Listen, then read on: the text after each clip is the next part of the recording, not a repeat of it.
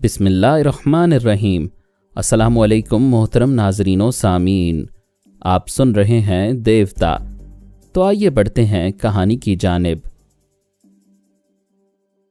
اس نے کبھی کسی روٹھی ہوئی حسینہ کو نہیں منایا تھا۔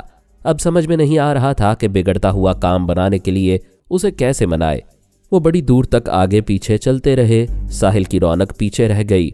ادھر ایسی عورتوں اور مردوں کا میلہ لگا ہوا تھا جو دولت مند نہیں تھے، سستی عیاشی کے لیے پولیس والوں کو کچھ دے دلا کر ویران ساحل آباد کرتے تھے۔ پامیلا اور علی کو آگے پیچھے چلتا دیکھ کر کچھ بدماش بھی ان کے ساتھ چل پڑے۔ ایک نے علی سے پوچھا، کیا بات ہے جوان، بہت دور سے پیچھا کرتے آ رہے ہو؟ یہ تم سے نہیں ہم سے پھنسے گی، تم جاؤ۔ علی نے اسے ایک طرف دھکا دے کر آگے بڑھتے ہوئے کہا، کیوں تماشا بنا رہی ہو، واپس چلو۔ دھکا کھانے والے نے علی پر چھلانگ لگائی۔ علی ایک طرف ہٹ گیا، وہ ریت پر اوندھے منہ گر پڑا۔ دو بدماشوں نے پامیلا کو دونوں طرف سے پکڑ لیا۔ تیسرے نے علی پر حملہ کرنا چاہا، مگر اس سے پہلے ہی منہ پر گھونسا کھا کر چکرا گیا۔ فولادی ہاتھ نے آنکھوں کے سامنے اندھیرا کر دیا تھا۔ وہ دونوں پامیلا کو چھوڑ کر علی کی طرف لپکے، مگر اتنی تیزی سے مار کھاتے گئے کہ سنبھلنے کا موقع نہ ملا۔ وہ سوچ بھی نہیں سکتے تھے کہ انسانی ہاتھ مشین کسی تیزی سے چل سکتے ہیں۔ وہ ریت پر ایسے گرے کہ پھر اٹھ نہ سکے۔ پامیلا حیرانی سے علی کو دیکھ رہی تھی۔ اس نے صرف آدھے منٹ میں میدان صاف کر دیا تھا۔ وہاں اور بھی بدماش تھے، وہ دور سے تماشا دیکھ کر جانے لگے۔ سمجھ گئے کہ وہ حسینہ مہنگی پڑے گی۔ وہ قریب آ کر بولی، ڈیڈی نے بتایا تھا کہ تم A1 سپورٹس مین ہو، مگر میں تو یہ سوچ بھی نہیں سکتی تھی کہ اتنے زبردست ہوگے۔ وہ اس کی گردن میں باہیں ڈال کر بولی، تم مجھے پاگل بنائے جا رہے ہو۔ I love you so much۔ ساحل کی ہوائیں بولنے لگیں، I love you so much۔ سمندر کی موجیں انگڑائیوں کی اٹھان پر کہنے لگیں، I love you so much۔ اب سے پہلے رائما نے اسے تہذیب کی جنت سے نکالا تھا۔ ان دنوں وہ خود کو بھول چکا تھا، اور اب خود کو پہچان لینے کے بعد رائما کی نہ بھولنے والی ملاقاتیں یاد آ رہی تھیں، اور ان کی یاد پامیلا تازہ کر رہی تھی۔ اس نے پامیلا کے بازو کو پکڑا، پھر اسے کھینچ کر لے جاتے ہوئے بولا، گناہ اور ثواب کے درمیان کچھ تو فاصلہ رکھو۔ عزت دار باپ کی بیٹی ہو، اپنی عزت آپ کرو، ورنہ 2 کوڑی کی ہو جاؤ گی۔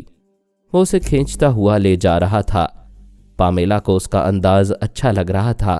وہ خوش ہو کر سوچ رہی تھی، آخر مجھے اپنی ہی عورت سمجھ کر گھسیٹ رہا ہے، میرے چاہنے والا بدماش نہیں ہے، اس پر مجھے فخر کرنا چاہیے۔ اور علی دل ہی دل میں کہہ رہا تھا، یا خدا مجھے اپنا مقصد پورا کرنے دے، تب تک اس لڑکی کو اپنی عزت رکھنا سکھا دے۔ میرا کام ہوتے ہی میں کارمن کو واپس بھیج دوں گا، وہ اس لڑکی سے نپٹتا رہے گا۔ وہ ایسی دعائیں مانگنے کے باوجود یہ سمجھ رہا تھا کہ فی الحال کامیابی کا زینہ صرف پامیلا ہی ہے، اسے نجات ممکن نہیں ہے۔ وہ دونوں ساحل کے ایک اوپن ریسٹورانٹ میں آئے، وہاں کھانے کا آرڈر دیا۔ پھر پامیلا نے کہا، میں اچھی طرح جانتی ہوں تم مجھے دل کی گہرائیوں سے چاہتے ہو، مگر یہ اب تک نہ جان سکی کہ شادی سے کیوں کتراتے ہو۔ پلیز ہم شادی کی بات پھر کسی دن کریں گے، اسے بھی شادی سے کترانا کہتے ہیں۔ ویٹر کھانا لے کر آ گیا۔ تھوڑی دیر خاموشی رہی۔ اسی وقت لیلا نے آ کر کوڈ ورڈز ادا کیے۔ وہ بولا، میرے سامنے پامیلا بیٹھی ہے، کیا ہی اچھا ہوتا کہ پامیلا کے سامنے پارس ہوتا۔ لیلا نے ہنستے ہوئے کہا، تم لڑکیوں سے اتنا گھبراتے کیوں ہو؟ ان سے دور رہنا اچھی بات ہے، لیکن اہم مقاصد اور ذمہ داریاں پوری کرنے کے لیے دوستی کرنا اور انہیں برداشت کرنا چاہیے۔ بیرا کھانے کی ڈشیں رکھ کر چلا گیا۔ علی نے کہا، پامیلا میں کھانے کے دوران خاموش رہوں گا اور شادی کے مسئلے پر غور کرتا رہوں گا، اس لیے کھانا ختم ہونے تک مخاطب نہ کرنا۔ وہ بولی، میری دعا ہے کہ تم غور کرو اور معقول فیصلہ کرو، میں خاموشی سے انتظار کروں گی۔ کھانا شروع ہو گیا، دونوں خاموش رہے۔ لیلا نے کہا، کارمن نے بتایا ہے کہ پرائیویٹ رہائش گاہوں، سرکاری اور خفیہ فوجی اڈوں میں جو بجلی پہنچائی جاتی ہے اس کا حساب کتاب بجلی کے خفیہ شعبے میں رہتا ہے۔ وہاں پامیلا کا باپ ہیڈ آف دا ڈپارٹمنٹ ہے۔ کیا پامیلا کے باپ پر تنویم عمل کر کے اسے معمول نہیں بنایا جا سکتا؟ نہیں، کارمن نے بتایا ہے کہ وہ حساس دماغ کا مالک ہے، کئی منٹ تک اپنی سانس روک لیتا ہے۔ اسرائیلی حکومت یا گولڈن برینز نے کچھ سوچ کر ہی اسے وہاں کا ہیڈ آف دا ڈپارٹمنٹ بنایا ہے۔ علی نے کہا، وہ چاہتا ہے میں اس کی بیٹی سے شادی کروں، پھر وہ میرا ٹرانسفر خفیہ شعبے میں کرائے گا۔ اس طرح تمہیں تمام خفیہ ریکارڈز کو پڑھنے کا موقع ملے گا، تمام تفصیلات معلوم ہوں گی کہ خفیہ اڈے کہاں کہاں ہیں۔ उनमें ही से कोई खुफिया अड्डा गोल्डन ब्रेन्स का होगा। जी हाँ, हम अपने मकसद में कामयाब हो जाएंगे, लेकिन मैं शादी कैसे करूं? जैसे सब करते हैं। अम्मी कुछ तो सोचें, शादी के बाद वो मेरी बीवी बन जाएगी। हमारा मकसद हासिल होने में देर हुई तो वो मेरे बच्चे की माँ बन जाएगी। फिर एक दिन ऐसा आएगा कि मुझे कारमन का चोला उतार कर इस मुल्क से जाना होगा। क्या मैं यहाँ बीवी बच्चों को छोड़कर जाऊँगा? दुरुस्त कहते हो, ये अमल तहजीब और इंसानियत के खिलाफ है। वैसे बात बन सकती है। जब तुम इसे छोड़कर चले जाओगे तब मैं पामेला को तुम्हारी हकीकत बताऊंगी। अगर वो तुमसे सच्चा प्यार करती है तो अपना मुल्क छोड़कर तुम्हारे पास चली आएगी। क्या वो मेरे पास आकर इस्लाम कबूल कर लेगी?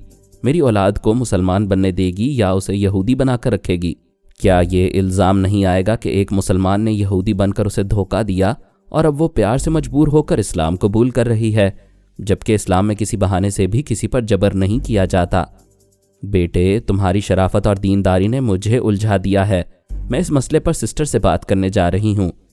माशाल्लाह, तुम बहुत ज़हीन हो। अपने तौर पर कोई ऐसा रास्ता निकालो कि किसी उलझावे के बगैर हमारा मकसद पूरा हो जाए। लैला सोनिया से मशवरा करने चली गई। अली सोचने लगा, क्या किया जाए? बात कहाँ आकर अटक रही है? जहन पर ज़रा जोर डालने से समझ में आया, बात हया और शराफत पर आकर अटक रही है। अगर पामेला की हया बरकरार रहे, उसकी इज्जत पर आंच ना आए और गोल्डन ब्रेन्स तक रसाई हो जाए तो ज़मीर मुतमईन रहेगा। वो आहिस्ता आहिस्ता खा रहा था और सोच रहा था। पामेला खाने के दौरान नज़रें उठाकर देखती थी, फिर इस इंतज़ार में चुप रहती थी कि खाने के बाद ही वो कारमन से बात करेगी। और वो बेचारा उलझा हुआ था। पेचीदा मसले का ऊंट किसी करवट नहीं बैठ रहा था। लैला ने आकर कहा, सिस्टर को तुम पर अंधा एतमाद है। वो कहती हैं अली की जहानत ऐसे ही वक्त गुल खिलाती है जब सारे रास्ते बंद हो जाते हैं और तमाम सहारे साथ छोड़ देते हैं। मैं सिस्टर के हुक्म से तुम्हारा साथ छोड़ रही हूँ, 1 घंटे बाद आऊँगी। वो चली गई। वो तन्हा और बेसहारा रह गया। पामेला उसे बेचैनी से देख रही थी। उसने खाना ख़त्म किया, फिर नैपकिन से होंठों और बाछों को साफ करते हुए बैरे से कहा, कॉफ़ी ले आओ। वो प्लेटें उठाकर चला गया। पामेला ने पूछा, क्या कॉफ़ी पीने के बाद बोलना शुरू करोगे? मेरी तो जान सूली पर अटकी हुई है। अपनी जान को सूली से उतार लो और मेरी बातें गौर से सुनो। पामेला कुर्सी खिसकाकर ज़रा आगे हो गई। अली ने कहा, मेरा एक ख़ानदानी मसला ऐसा है जिसके बायस मैंने सोच लिया था कि कभी शादी नहीं करूँगा। अगर कोई लड़की मेरे दिल में समा जाएगी और मैं शादी पर मजबूर हो जाऊँगा तो शादी से पहले उसे अपना राजदार बनाऊँगा। क्या मैं राजदारी के सिलसिले में तुम पर भरोसा करूँ? बेशक, मैं कसम खाकर यकीन दिलाती हूँ, तुम्हारा जो भी राज है मैं उसे किसी पर जाहिर नहीं करूँगी। तुम कसम ना खाओ, तब भी मैं वो तुम्हें राज बता दूंगा, क्योंकि तुम पहली लड़की हो जिसे मैंने शरीक हयात ना बनाया तो ज़िंदगी की तमाम मुसरतों से महरूम हो जाऊंगा। तुमने मुझ पर जादू कर दिया है। वो खुश होकर बोली, पहली बार तुम्हारी ज़ुबान से अपने लिए ऐसी बातें सुन रही हूँ। तुमने मुझे हमेशा के लिए जीत लिया है। वो राज बताओ। वो बात यह है कि पहले मैं पैदा होना नहीं चाहता था। पामेला ने हैरानी से पूछा, इसका मतलब क्या हुआ?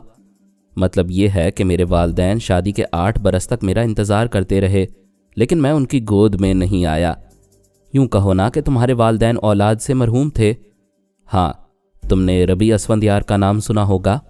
बिल्कुल सुना है। वो हमारे बहुत बड़े मजहबी पेशवा थे। हमारे मुल्क के तमाम अकाबरीन उनके सामने सर झुकाते हैं। वो गैब की बातें बताया करते थे। दुश्मन फरहाद अली तैमूर ने उस बुजुर्ग हस्ती को मार डाला। मेरे वालिदैन औलाद की तमन्ना लेकर उन्हीं बुजुर्ग रबी असफंदियार के पास गए थे। बुजुर्ग ने मेरे वालिदैन के लिए दुआ की, उन्हें कुछ ज़रूरी हिदायत दी, फिर कहा अगर हिदायत पर अमल किया गया तो औलाद की तमन्ना पूरी होगी। पामेला ने कहा, और तमन्ना पूरी हो गई, तुम पैदा हुए, मगर इसमें राज की क्या बात है? वही बता रहा हूँ, ज़रा तहम्मुल से सुनो। मेरे वालिदैन मुझे लेकर बुजुर्ग की खिदमत में हाजिर हुए और अर्ज़ किया कि वो मेरे मुस्तकबिल का हाल बताएं। बुजुर्ग की पेशीन गोइयाँ अक्सर दुरुस्त हुआ करती थीं। उन्होंने मेरा जायचा बनाकर कहा, इसे कारमन कहा करो, ये बड़े नसीबों वाला है, आखिरी उम्र तक खुशहाल रहेगा। इसकी ज़िंदगी में सिर्फ एक ही बुरी घड़ी आएगी, जब ये शादी करेगा। पामेला कुर्सी पर सीधी होकर बैठ गई, फिर बोली, इसका मतलब ये है कि शादी नहीं करोगे तो बुरी घड़ी टल जाएगी? ये मतलब नहीं। बुजुर्ग ने कहा था मुझे जवान होकर शादी ज़रूर करनी चाहिए। अगर नहीं करूँगा तो वो लड़की मर जाएगी जिससे शादी नहीं करूँगा, और अगर करूँगा तो मैं मर जाऊँगा। ओह गॉड, आज मैं पागल हो जाऊँगी। क्या तुम संजीदा हो? पामेला, मेरी संजीदगी पर शुबा ना करो। मैं इस मुल्क के अजीम मजहबी पेशवा की पेशीन गोई बयान कर रहा हूँ। क्या तुम यहूदी होकर रबी असफंदियार की सच्चाई से इनकार करोगी?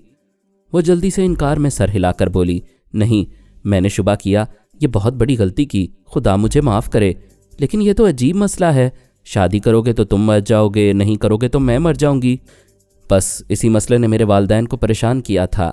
उन्होंने बुजुर्ग पेशवा के पांव पकड़ लिए, गिड़गिड़ा कर कहा, हम अपनी औलाद की ज़िंदगी के साथ होने वाली बहू की भी सलामती चाहते हैं। आप खुदा के बरगजीदा बंदे हैं, हमारी औलाद के लिए दुआ करें, इस मसले का कोई हल बताएं। उन्होंने वादा किया कि वो हमारी खातिर 1 हफ्ते तक खुसूसी इबादत में मसरूफ़ रहेंगे। शायद खुदा हम पर मेहरबान हो जाए। मेरे वालिदैन सलामती की उम्मीदें लिए वापस आ गए। अली ने एक गहरी सांस ली। पामेला ने पूछा, आगे बोलो, जल्दी बोलो। 1 हफ्ते बाद बुजुर्ग ने कहा, इस मसले का एक ही हल है, कार्मेन को और उसकी बीवी को एक आजमाइश से गुजरना होगा। पामेला ने बेचैनी से पूछा, कैसी आजमाइश? बुजुर्ग ने फरमाया, शादी की पहली रात से 40वीं रात तक मियाँ बीवी को अलग अलग कमरे में सोना होगा। 40 रातों के बाद दुल्हा दुल्हन के सरों पर मंडलाने वाला मनहूस सितारा हमेशा के लिए बुझ जाएगा। फिर वो दोनों 100 बरस तक जिएंगे और बच्चे बच्चे पर बच्चे पैदा करते रहेंगे। पामेला अपने धड़कते हुए दिल पर हाथ रखकर गहरी गहरी सांसें यूं ले रही थी जैसे किसी बहुत बड़ी मुसीबत से निकल कर आई हो। कार्मेन ने कहा, यह है मेरा दर्दनाक मसला, तुमने पहले क्यों नहीं बताया? बुजुर्ग ने सख्ती से मना किया था और कहा था कि कार्मेन सिर्फ उसी लड़की को यह राज बताएगा जिसे दिलो जान से चाहेगा। पहले तो मैंने कोशिश की कि मैं तुमसे मोहब्बत ना करूं, मगर जब तुम दिल में जगह बनाती गईं तो यह ख्याल परेशान करने लगा कि शादी नहीं करूंगा तो तुम्हारी जान जाएगी और मैं तुम्हें मरता हुआ देख नहीं सकता था। वो बोली, ये इत्मीनान है कि इस मसले का एक हल मौजूद है, लेकिन आजमाइश बहुत सख्त है। क्या तुम मेरे बगैर 40 रातें गुजार लोगे? यही सवाल मैं तुमसे करता हूँ। मैं सोचती थी शादी के बाद तुम्हारे बगैर एक पल नहीं गुजारूंगी, लेकिन तुम जान की बाजी लगाकर मुझसे शादी करोगे।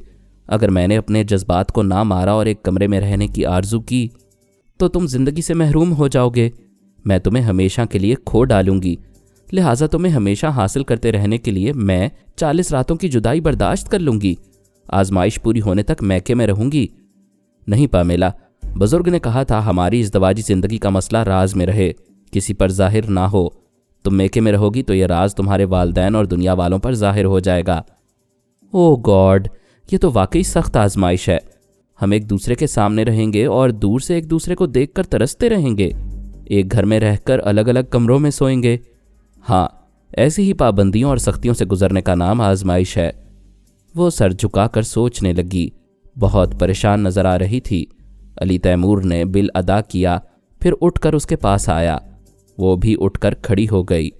उसने साथ चलते हुए कहा, अब तुम समझ सकती हो, मैं इसीलिए तुमसे दूर रहता था और बातें बनाकर शादी का मसला टाल दिया करता था। हाँ, अब तुम्हारी मजबूरी समझ में आ रही है। मैंने तुमसे मोहब्बत करके जुल्म किया है, तुम आजमाइश में पड़ गई हो। मोहब्बत में बड़ी बड़ी आजमाइशों से गुजरना पड़ता है। एक ये भी सही, मैं अभी से खुद को ज़हनी तौर पर इसके लिए आमादा करती रहूँगी। वो बातें करते हुए गाड़ी के पास आए। उसने पूछा, क्या अपनी गाड़ी लाई हो? नहीं, मैं टैक्सी में आई थी। क्या हम कार में एक साथ बैठ सकते हैं? कैसी बातें करती हो? एक साथ बैठ सकते हैं, एक घर में रह सकते हैं, एक दूसरे के काम आ सकते हैं। शर्त इतनी सी है कि कम से कम हमारे दरमियान एक बालिश्त का फासला रहे। वो अगली सीट पर बैठकर बोली, यानी हमारी नज़रें मिल सकती हैं, हाथ नहीं मिल सकते, दिल मिल सकते हैं, जिस्म नहीं मिल सकते। वो स्टीयरिंग सीट पर आकर बैठ गया, गाड़ी को स्टार्ट करके आगे बढ़ाया, फिर बोला, तुम इस मसले पर ज़्यादा ना सोचो। शादी के बाद तुम्हें ज़्यादा परेशान देखूंगा तो 40 रातों की पाबंदी तोड़कर तुम्हारे कमरे में आ जाऊंगा। हरगिज़ नहीं, मैं अपने जज्बात को आग लगा दूंगी, हर ख्वाहिश को कुचल दूंगी, लेकिन तुम्हारी हलाकत का सबब नहीं बनूंगी। तुम हो तो सारा जहान है, मैं तुम्हारे बगैर जिंदा नहीं रहूंगी। वो उसकी तरफ झुककर उसके शाने पर सर रखना चाहती थी, फिर एक बालिश्त का फासला याद आ गया। वो जल्दी से सीधी होकर विंड स्क्रीन के पार देखने लगी। अपने मकान के सामने पहुंचकर उसने कहा, प्लीज़ जितनी जल्दी मुमकिन हो शादी कर लो। जितनी जल्दी शादी होगी उतनी जल्दी वो 40 रातें गुजरती रहेंगी। دیر ہوگی تو یہ آزمائش پہاڑ لگتی رہے گی۔ وہ اپنے طور پر درست کہہ رہی تھی۔ علی اپنے طور پر سوچ رہا تھا، جتنی جلدی شادی ہوگی اتنی ہی جلدی خفیہ شعبے میں قدم رکھنے کا موقع ملے گا۔ اس نے کہا، پامیلا، میں تم سے زیادہ بے چین ہوں، چلو میں ابھی تمہارے والدین سے معاملہ طے کروں گا۔ وہ اس کے ساتھ کوٹھی کے اندر آیا۔ اس کے والدین ڈرائنگ روم میں موجود تھے۔ انہوں نے بڑی محبت سے علی کا استقبال کیا۔ اس کی ممی نے کہا، بیٹے کارمن، ابھی تمہارا ہی ذکر ہو رہا تھا۔ سچ پوچھو تو آج کے دور میں تمہارے جیسا نیک لڑکا نظر نہیں آتا۔ نہ شراب پیتے ہو، نہ سگریٹ، اور نہ ہی کسی لڑکی سے دوستی کرتے ہو۔ پامیلا کے ڈیڈی راجر ماس نے کہا، لیکن ایک برائی ہے، تم شادی سے کتراتے ہو۔ علی نے کہا، سر یہ بات نہیں ہے، میں دور کی سوچتا ہوں۔ میری محدود تنخواہ ہے، چھوٹا سا بنگلہ ہے۔ پامیلا دلہن بن کر آئے گی تو محدود تنخواہ میں پامیلا کی ضروریات کیسے پوری کروں گا؟ شادی کے بعد خاندان بڑھتا رہے گا تو بنگلہ چھوٹا پڑ جائے گا۔ راجر ماس نے کہا، یہ تو کوئی پرابلم نہیں ہے۔ میں نے تم سے کہا تھا کہ تمہیں ترقی دلوا کر اپنے شعبے میں لے آؤں گا۔ وہاں تمہیں ماہانہ 10,000 شیکال کی آمدنی ہوگی۔ تمہیں رہائش کے لیے ایک بڑی کوٹھی ملے گی۔ میں نے تمہاری پروموشن اور ٹرانسفر آرڈر کے کاغذات تیار کر رکھے ہیں۔ میں کل صبح یہ کاغذات لے کر خود متعلقہ وزیر کے پاس جاؤں گا۔ شام سے پہلے کاغذات پر دستخط کرا کے لے آؤں گا۔ پرسوں سے تم میرے شعبے میں اپنی ڈیوٹی کا چارج سنبھالو گے۔ تھینک یو سر، آپ میرے لیے بہت کچھ کر رہے ہیں۔ میں تم سے کہتا ہوں کہ میری بیٹی سے شادی کرو، لیکن یہ نہ سمجھنا کہ میں زبردستی کر رہا ہوں۔ میری بیٹی کے لیے بے شمار رشتے آتے رہتے ہیں۔ دراصل میرا خفیہ شعبہ بہت اہم ہے۔ وہاں بڑی بڑی سفارش کے باوجود کسی کو ملازمت نہیں ملتی۔ جسے ملازمت دی جاتی ہے اس کی بڑی سخت نگرانی ہوتی ہے۔ پچھلے 6 برسوں میں تمہاری سختی سے نگرانی ہوتی رہی۔ تمہارے متعلق ہر طرح سے اطمینان حاصل کیا گیا۔ آخر میں فیصلہ ہوا کہ میں تمہاری ضمانت لوں تو تمہیں شعبے میں منتقل کر دیا جائے گا۔ میں انہیں یقین دلانا چاہتا ہوں کہ تم میرے ماتحت ہی نہیں، میرے داماد بھی ہو، اس لیے قابل اعتماد ہو، اور اس لیے میں نے تمہاری ضمانت لی ہے۔ سر، میں آپ کے طریقہ کار کو اچھی طرح سمجھ گیا ہوں۔ آج اسی لیے حاضر ہوا ہوں کہ جلد سے جلد شادی ہو جائے۔ ممی نے کہا، یہ تو بڑی خوشی کی بات ہے۔ علی نے پوچھا، کیا یہ شادی کل ہو سکتی ہے؟ کل؟ اتنی جلدی؟ کیا حرج ہے؟ میں زیادہ دھوم دھام اور نمائش نہیں چاہتا، بس سادگی سے پامیلا کو دلہن بنا کر لے جانا چاہتا ہوں۔ پامیلا خوش ہو گئی، مسکراتی ہوئی وہاں سے چلی گئی۔ راجر ماس نے کہا، ہمیں رشتہ داروں کو اور بڑے بڑے افسران کو انوائٹ کرنا ہوگا، اس میں وقت لگے گا۔ دعوت نامے کی تیاری میں وقت لگے گا، لیکن اس کی کیا ضرورت ہے؟ ابھی سے فون پر انوائٹ کریں۔ رشتہ داروں اور افسروں سے کہیں کہ یہ سرپرائز میرج ہے۔ آپ سرپرائز دیں گے تو یہ نئی بات ہوگی، لوگ انجوائے کریں گے۔ پامیلا نے دروازے پر آ کر باپ سے کہا، ڈیڈی نو آرگیومنٹس، میں چائے لا رہی ہوں۔ باپ نے کہا لگایا، پھر کہا، دلہا دلہن محاذ بنا کر آئے ہیں، ہماری نہیں چلے گی۔ پامیلا کی ممی، تم کیا کہتی ہو؟ جو بیٹی نے کہہ دیا وہی ڈن ہے۔ راجر ماس ریسیور اٹھا کر نمبر ڈائل کرنے لگا۔ چائے آنے تک اس نے کئی رشتہ داروں کو سرپرائز میرج کی خوشخبری سنائی اور انہیں شادی میں شریک ہونے کی دعوت دی۔ علی چائے پی کر رخصت ہوا۔ پامیلا اس کے ساتھ کار تک آئی اور بولی، آج تم نے ساری دنیا کی مسرتیں مجھے دی ہیں، اگر پابندی نہ ہوتی تو میں تمہیں اپنی دھڑکنوں سے لگا کر پیار کی انتہا کر دیتی۔ وہ کار میں بیٹھتے ہوئے بولا، کل پہلی رات ہوگی، ہم کل سے ایک ایک رات کا حساب کریں گے، پھر دیکھتے ہی دیکھتے 40 راتیں گزر جائیں گی۔ آج آخری بار گڈ نائٹ کہہ رہا ہوں، کل سے الوداعی شب بخیر کہنے کی ضرورت نہیں ہوگی۔ وہ گاڑی کو سٹارٹ کر کے کوٹھی کے احاطے سے باہر آیا۔ لیلا نے آ کر کہا، میں بڑی دیر سے پامیلا کے دماغ میں تھی، اس کے خیالات پڑھ رہی تھی۔ پتہ چلا تم نے اس کی عزت اور اپنی شرافت برقرار رکھنے کے لیے بڑی ذہانت کا ثبوت دیا ہے۔ واقعی سسٹر تمہاری دانائی کو خوب سمجھتی ہیں۔ وہ بولا، امی اب میرا ضمیر مطمئن ہے، میں اسے محبت سے فریب دے رہا ہوں، لیکن یہ فریب اس کی حیا کی سلامتی کے لیے ہے۔ شاباش بیٹے، تم آج کے جوانوں کے لیے روشنی کا مینار ہو، خدا تمہیں صحت، سلامتی اور خوشحالی دیتا رہے، آمین۔ امی کل شادی ہوگی، پرسوں خفیہ شعبے میں میری ڈیوٹی شروع ہو جائے گی، آپ کی مصروفیات بڑھ جائیں گی۔ یہاں ہمارے جتنے جاسوس ہیں انہیں الرٹ رہنے کو کہیں، کسی وقت بھی کسی کی ضرورت پڑ سکتی ہے۔ یہ وہی علی تھا جس نے غیر معمولی ذہانت سے کھلونوں کے ذریعے ٹرانسفارمر مشین کو تباہ کیا تھا، اور پھر ایک بار اس کی بہتر حکمت عملی بتا رہی تھی کہ جلد یا بدیر وہ گولڈن برینز کی شاہ رگ تک پہنچنے ہی والا ہے۔ चौधरी हाकिम अली हाकिम आ गया था और जवान बेटे की मौत का सोग मना रहा था। ऐसे वक्त सोफिया रंगीन लिबास पहनकर हंसती मुस्कुराती तफरीह के लिए जाया करती थी। उसके साथ पारस होता था। चौधरी ने गुस्से से पूछा, तुम्हें शर्म नहीं आती? जवान भाई की मौत पर खुशियां मना रही हो? जान का दुश्मन मर जाए तो खुशी होती है, अफसोस नहीं होता। आप पुलिस की रिपोर्ट और सपेरे का बयान सुन लें। आपका बेटा जिस सांप से मुझे हलाक कराना चाहता था, खुद उसी से हराम मौत मर गया है। यह झूठ है। तुम सब मेरे बेटे के दुश्मन हो। या खुदा, मैंने किसी का बुरा नहीं चाहा, किसी से दुश्मनी नहीं की, फिर सारे मेरे दुश्मन क्यों बन जाते हैं? अक्सर लोग अपनी मुसीबत के वक्त भूल जाते हैं कि दूसरों के लिए किस तरह मुसीबत बनते रहे हैं, या दुनिया वालों को सुनाने के लिए कहते हैं कि उन्होंने कभी किसी का बुरा नहीं चाहा, ये तो लोग उनका बुरा चाहते हैं। सोफिया ने कहा, दवाओं में नशावर चीज़ों की मिलावट क्या कौम से दुश्मनी नहीं है? क्या आप फरहाद से दुश्मनी के लिए लंदन गए थे? क्या यहूदियों ने आपकी खातिर पाकिस्तान से फरहाद को निकालने के लिए उनकी मासूम भांजी को कत्ल नहीं किया? नहीं बेटी, नहीं। उस मासूम लड़की का कत्ल मेरी मर्जी के मुताबिक नहीं हुआ है। अपने फरहाद को, अपने पापा को बुलाओ। मैं अपनी गलतियों की माफ़ी मांगना चाहता हूँ। अगर तुमने उसकी माफ़ी नहीं दिलवाई, मेरे बेटे के बाद वो मुझे भी मार डालेगा। क्या तुम यतीम कहलाना चाहोगी? मैं पापा को नहीं बुला सकती। कोई नहीं जानता कि वो कहाँ रहते हैं। वैसे उन्होंने मुझसे कहा था अगर आप उनकी चंद शराइत पर अमल करेंगे तो वो फिर आपके खिलाफ कोई कार्रवाई नहीं करेंगे। वो शराइत क्या हैं? पहली शर्त यह कि जिस तरह आपने लंदन में अपने अकाउंट की तमाम रकम निकालकर मेरे अकाउंट में जमा कर दी है, उसी तरह यहाँ के बैंक से अपनी तमाम रकम निकालकर मेरे हिसाब में जमा करवा दें। वो गुस्से से बोला, तू मेरी बेटी नहीं है। फरहाद से मिलकर मुझे लूट रही है। अरे कुछ तो ख्याल कर, मैंने तुझे पैदा किया है। आपने नहीं, मम्मी ने पैदा किया है। मगर दूध तो मैंने पिलाकर परवरिश की है। मेरा मतलब है फीडर से दूध पिलाया है, आला तालीम दिलवाई है, तुझे डॉक्टर बनाया है। क्या इसी दिन के लिए कि दुश्मन से मिलकर मुझे तबाह बर्बाद कर दे? इसका मतलब है आप फरहाद पापा की कोई शर्त नहीं मानेंगी? ये तो मुझे बिल्कुल ही कंगाल बना देने वाली शर्त है। मेरी दौलत जायदाद हाथों से निकल जाएगी तो मैं क्या करूँगा? क्या भीख मांगता फिरूंगा? मैं आपकी ज़रूरियात पूरी करूँगी। आप दुनियादारी छोड़कर दिन रात याद-ए इलाही में मसरूफ़ रहा करेंगे। अच्छा, मुझे अल्लाह वाला बनाना चाहती है? चल भाग यहाँ से। फरहाद ने तुझे बेटी बनाया है। इस रिश्ते से वो मेरा भाई हुआ। मैं अपने भाईजान से खुद ही बात करूँगा।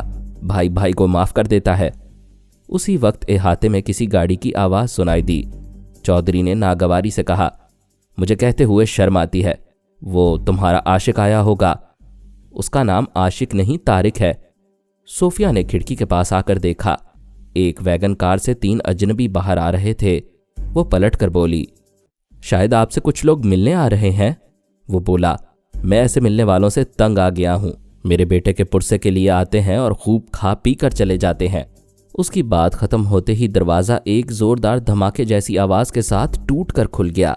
वो तीनों अंदर आ गए। चौधरी ने पूछा, कौन हो तुम लोग? दरवाज़ा तोड़ कर क्यों आए हो?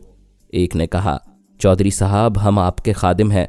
दरवाज़ा इसलिए तोड़ा है कि आपके या सोफिया के दिमाग में अगर फरहाद मौजूद है तो वो हमारी ताकत का अंदाज़ा कर ले। मैंने सिर्फ एक लात मारकर दरवाज़ा तोड़ा है। हम योगा के माहिर हैं।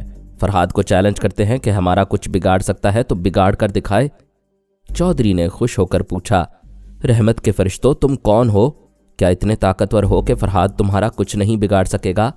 चौधरी साहब, आज से वो आपको भी कोई नुकसान नहीं पहुंचा सकेगा। हम तीनों आपके बॉडीगार्ड्स हैं। तुम लोग मेरी हिफाजत कैसे करोगे? वो तो मेरे अंदर आता है। वो आपको परेशान करेगा, हम उसकी मुंह बोली बेटी सोफिया को परेशान करेंगे। वो आपसे कारोबार और दवाइयों का फॉर्मूला छीन कर सोफिया को देगा, हम ये सब कुछ सोफिया से छीन लेंगे। वो आपको कत्ल करना चाहेगा, हम सोफिया का काम तमाम कर देंगे। दूसरे ने कहा, यानी यहूदी फार्मूलों से सिर्फ चौधरी हाकिम अली हाकिम दवाइयाँ तैयार कराएगा और मुनाफा कमाएगा। कोई दूसरा फ़ायदा उठाना चाहेगा तो मौत उसका मुकद्दर बन जाएगी। मेरे मुहावजो, इतनी देर से क्यों आए हो? 2 दिन पहले आ जाते तो मेरा जवान बेटा मारा ना जाता। उस शैतान फरहाद ने। सोफिया बात काट कर बोली, डैडी, अभी आप पापा को भाईजान कह रहे थे और इतनी जल्दी गिरगिट की तरह रंग बदल रहे हैं। अरे जा, वो और मेरा भाईजान? सांप किसी का भाई नहीं होता। हाँ तो मुहावजो, मुझे बताओ, तुम लोग अचानक खुदाई खिदमतगार की तरह मेरे पास कहाँ से आए हो?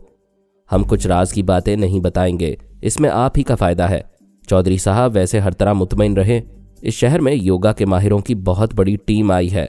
हमारा बॉस बहुत खतरनाक योगा मास्टर है। दूसरे ने कहा। हमारे कुछ योगा के माहिर फरहाद की बहन के घर गए थे। उस बुज़दिल ने अपनी बहन और भांजे को कहीं छुपा दिया है, लेकिन वो ज़्यादा दिनों तक नहीं छुप सकेंगे। हमारा बॉस उसकी बहन, भांजे और सोफिया को यरगमाल बना कर रखेगा। इस शहर में फरहाद के चाहने वालों का जीना महाल कर देगा। चौधरी दिल खोलकर कह कहे लगाने लगा और कहने लगा, रहमत के फरिश्तों, तुम कहाँ रह गए थे? कोई बात नहीं, देर आयद दुरुस्त आयद। जाओ, सोफिया को उठाकर ले जाओ, इसे यरगमाल बनाओ, फरहाद घुटने टेक देगा। वो गुस्से से बोली, आपको शर्म नहीं आती? बदमाशों से कह रहे हैं कि बेटी को उठाकर ले जाएं। तुझे शर्म नहीं आती? अपने नाजायज बाप के जरिए लंदन की मेरी तमाम रकम अपने अकाउंट में जमा करवा ली, टेलीपैथी के जरिए मेरे जवान बेटे को हलाक कराया और कहती है सांप ने डस लिया। अगर ये मेरे मुहाफिज ना आते तो तू मुझे भी कत्ल करा देती। तू मेरी दौलत और जायदाद पर सांप बनकर बैठ गई है। तुम लोग देखते क्या हो? इसे उठाकर ले जाओ। बाहर फिर किसी गाड़ी की आवाज़ सुनाई दी। चौधरी ने खिड़की से देखा, पारस आया था। उसने अजनबी मुहावजों से कहा, तारिक आया है। तारिक कौन है? मेरी बेहया बेटी का आशिक है। उसके हाथ पांव तोड़ दो ताकि वो आशिकी को भूल जाए। एक अजनबी मुहाफिज तेजी से चलता हुआ बाहर आया। पारस कार से उतरकर कोठी के दरवाजे की तरफ बढ़ रहा था। वो हाथ उठाकर बोला, रुक जाओ और यहीं से वापस चले जाओ। पारस ने पूछा, वापस जाऊं? क्या सोफिया घर में नहीं है? है, लेकिन आइंदा तुम उससे नहीं मिलोगे। क्यों ना मिलूं? क्या वो तुम्हारी बहन है? इस बात पर उसने हमला किया। पारस ने उसका हाथ पकड़ लिया। उसने दूसरा हमला किया। पारस ने दूसरा हाथ भी पकड़ लिया। फिर कहा, तुम वाकई गैरतमंद भाई हो, बहन की खातिर अपनी तोड़ फोड़ के लिए आए हो। उसने दोनों हाथों को छुड़ाने की कोशिश करते हुए समझ लिया कि फौलादी शिकंजों से अपना एक हाथ भी नहीं निकाल पाएगा। वो लात चलाना चाहता था। पारस ने अपने सर से उसके सर पर टक्कर मारी तो पहले आंखों के सामने कुमकुमे जलने बुझने लगे। दूसरी टक्कर पर अंधेरा छा गया। वो तकलीफ की शिद्दत से मदद के लिए पुकारना चाहता था। मुंह खोलते ही ठोड़ी पर घोंसा पड़ा। खुला हुआ मुंह ऐसे बंद हुआ कि ऊपर नीचे के दांत आपस में टकराए और उनके दरमियान जुबान आ गई। वो हलक फाड़ कर चीखने लगा। उसकी चीखें सुनकर चौधरी के दोनों मुहाफिज चौंक गए। एक ने दूसरे से कहा, जाओ देखो, ब्लैक बेल्ट होकर बुज़दिल की तरह चीख रहा है। दूसरा दौड़ता हुआ गया। सोफिया बोली, तुम लोगों की शामत आ गई है। तारिक कोई मामूली शख्स नहीं है, मेरे पापा का मातहत है। फिर तो उस मातहत के हाथ पांव तोड़कर फरहाद के पास उसे तोहफे के तौर पर पार्सल कर दूंगा। उसकी बात खत्म होते ही दूसरा साथी टूटे हुए दरवाजे से गुजरता हुआ सोफिया के कदमों के पास आकर फर्श पर गिर पड़ा। उसकी नाक से और खुले हुए मुंह से खून बह रहा था। सोफिया खुशी से झूम गई, कह कहे लगाने लगी। चौधरी ने कहा, ए मुहाफिज भाई, तुम तो कह रहे थे फरहाद तुम्हारा कुछ नहीं बिगाड़ पाएगा। उसके एक बंदे ने तुम्हारे दो बंदों को 1 मिनट के अंदर पंक्चर कर दिया है। मुहाफिज ने जख्मी साथी को ठोकर मारकर पूछा, बाहर कितने दुश्मन हैं? पारस ने कमरे में दाखिल होकर कहा, मैं अकेला हूं और देखो मैं खाली हाथ हूं। वो अपने दोनों हाथ बढ़ाता हुआ उसे दिखाता हुआ उसके करीब आया। मुहाफिज ने अपने दोनों हाथ बढ़ाकर उसकी उंगलियों में उंगलियां फंसा लीं, फिर दांत पीस कर बोला, अब ये उंगलियां टूट कर ही मेरे फौलादी शिकंजों से आज़ाद होंगी। उसने जरा कुव्वत लगाकर पारस की उंगलियों को मोड़ना चाहा। पता चला कि वो आहनी सलाखों को मोड़ने की हमाकत कर रहा है।